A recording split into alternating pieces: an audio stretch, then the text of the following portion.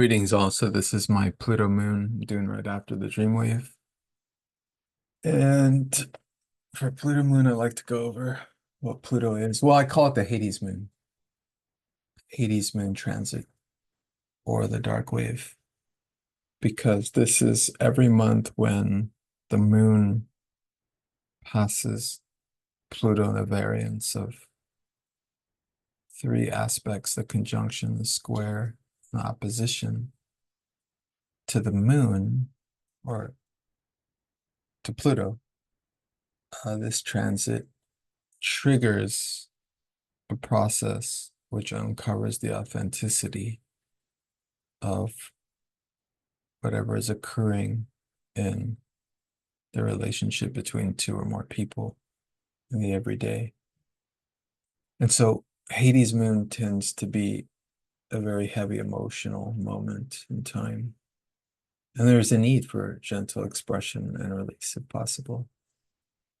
Pluto's dark powers will ravage the inner fire for your own personal dark night, confronting hidden faces you might deny.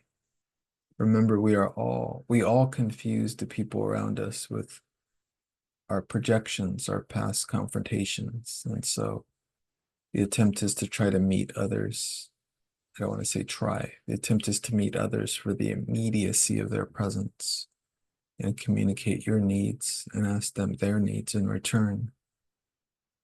Pluto asks you to shed layers of faulty images of self and to strive forward in authenticity.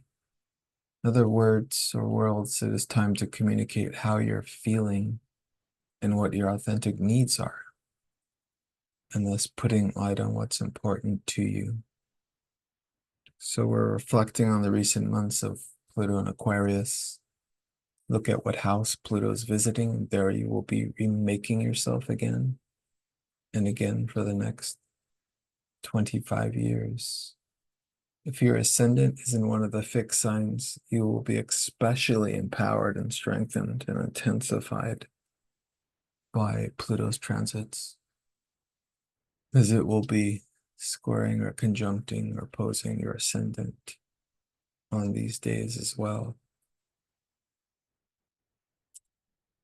Farewell in the rebirthing of yourself in this area of your life. So on December 4th, we have Pluto conjunct the Aquarius moon. This is a conjunction we'll be having every month until 2044. This will be a significant point in each month, which represents the meeting of our Aquarian kind of aged Pluto processing through the Hades moon in Aquarius.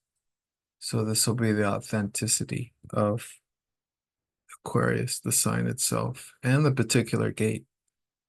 Currently, we're in gate 60,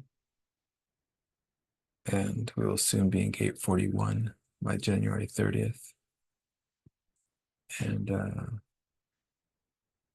gate 60 is the gate of limitation, while gate 41 is the gate of imagination.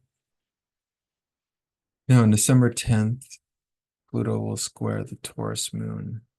It's very tense, as Taurus moon is very slow to process emotions. And Aquarius prior is air, and I think the air moons struggle more than any other moon element to process their emotions.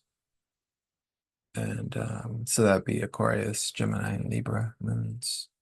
So if you have one of those moons, then you probably know the challenge with feeling and sitting with how you feel.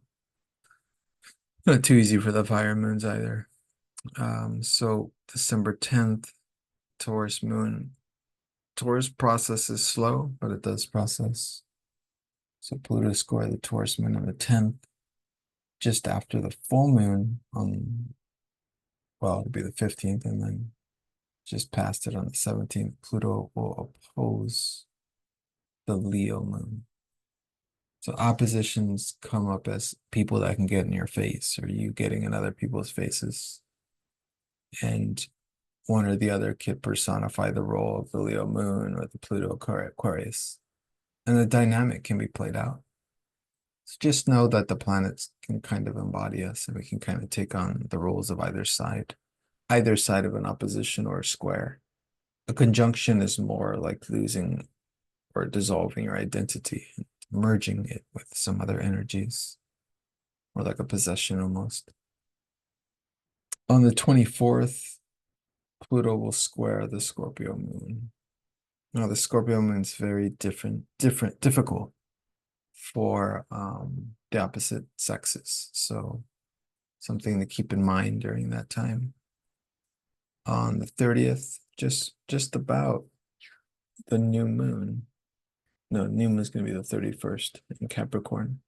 So right before that Capricorn transition of the moon, Pluto will almost conjunct Aquarius moon. Well, maybe it's just starting there. So we have a new moon at the beginning of this month and the end of this month.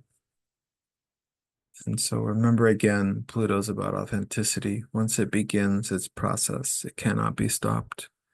Thus, Pluto is known for all extremes as well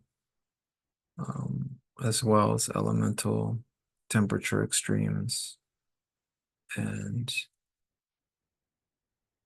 we'll be seeing it in Aquarius for the next 25 years. And for the immediate years, as Uranus will soon go into Gemini. And both Saturn and Neptune will go into Aries, fire signs, which will thus sextile Pluto and Aquarius. And these will be permanent flows in 2026. 2025 will be some initial peaks into the energy of Uranus and Gemini, Neptune and Aries, and Saturn in Aries. So this is the last dream wave or dark wave before 2025. Hope you guys enjoy this month. It is a very powerful, intense month with the Sag Jupiter ruled energy. And it is Mercury retrograde. So remember to create that time for self-reflection and pause. But also adventure forth. It is the Sag sun. So the arrow can be sprung outward. Okay, the best to you all. Thanks. Feel free to subscribe if you enjoyed and comment, and take care.